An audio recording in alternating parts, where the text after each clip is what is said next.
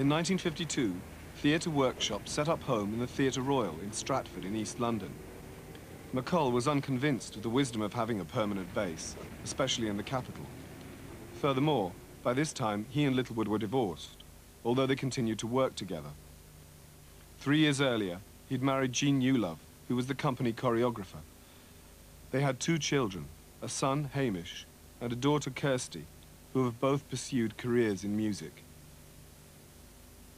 Joan and Ewan's Theatre Workshop finally came to London.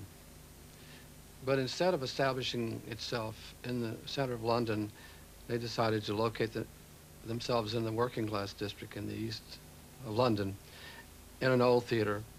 And all the critics and everyone who knew what was best were soon flocking there. But it was a long way from town, and so they went through some rocky times. And one of the things that I did was to do benefits for them. And those were very popular, those sessions. And we filled the theater and helped to keep it open that way. Lomax was a regular broadcaster on the BBC, introducing the British radio audience to the likes of Leadbelly and Woody Guthrie, who used folk song to express a political message. He also introduced Macoll to another folk scholar, Bert Lloyd. Lloyd was the son of an East Anglian fisherman and had worked on Australian sheep farms and whaling boats. He devoted his life to collecting songs from all over the world. Together, the three were to become the architects of the folk revival. Bert Lloyd and Ewan Macoll became friends. I'd been telling them about each other, but you know, Britain, at least at that time, was a very insular place, and the intellectuals running in slightly different coteries tended to be suspicious and of each other. And I told Ewan what a wonderful guy Bert was, and I told Bert what a wonderful guy Ewan was, but they were very skeptical and kept their distance until they actually met and talked and collaborated in these sing-songs. And then, of course, they became friends and did the shanties together and did all sorts of things together. And pretty soon, I was the one who was on the outside of the circle. Bert and I clicked from the very first moment, you know. We were both agreed that the kind of idea we'd had in Theatre Workshop of winning a working class audience should also be the basis of a folk revival if it was going to take place. So then we decided that we would start doing shows around the trade union branches, and it was a huge success. The traditional music sessions at Stratford East became so popular they were taken up by the BBC and were turned into the legendary Ballads and Blues programme, introducing the best in traditional music from both sides of the Atlantic.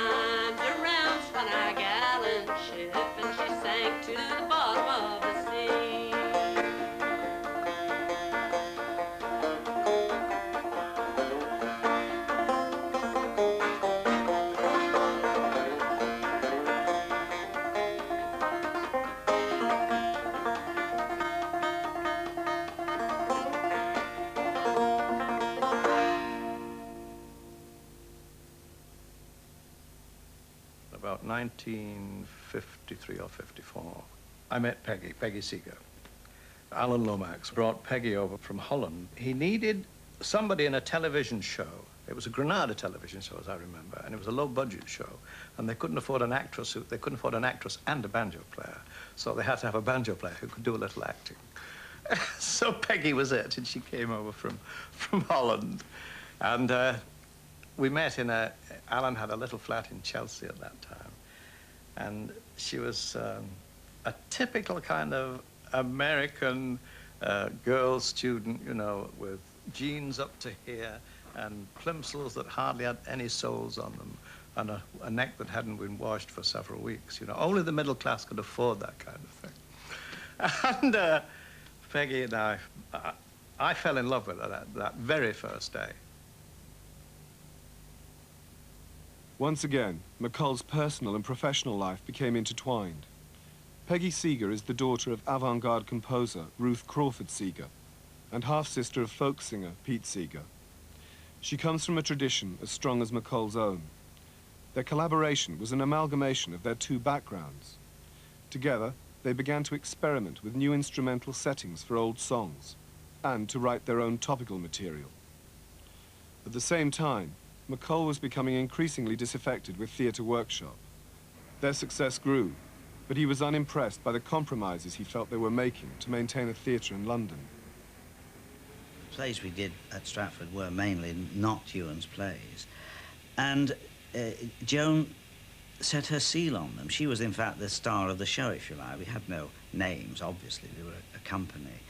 And all those successes are associated with the production, which is Joan's. I mean, Ewan felt that we ought to continue as we were.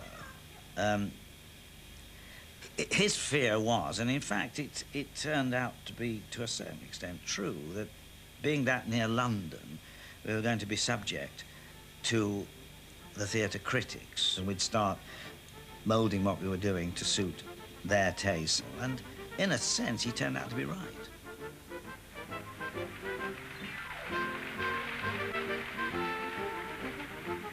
One good write-up from the West End produced a situation where you couldn't get near the theatre for Bentleys and Rolls and Mercedes and everything else in the heart of this working class area. It's sometimes said that shows like Things Ain't What They Used to Be and Oh What a Lovely War were the high point of Theatre Workshop's existence. I think they were the nadir, the low point. You had retired generals in the audience saying, good show, damn good show. Theatre, when it's dealing with social issues, should hurt. They should send you out of the theatre furious. And that was not happening. And the audiences were less and less furious as time went on in the West End.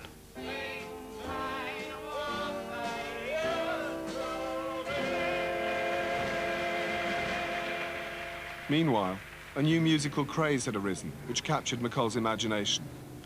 All over the country, young people were using guitars and washboards and tea-chest basses to make their own music. There'd never been anything quite like it.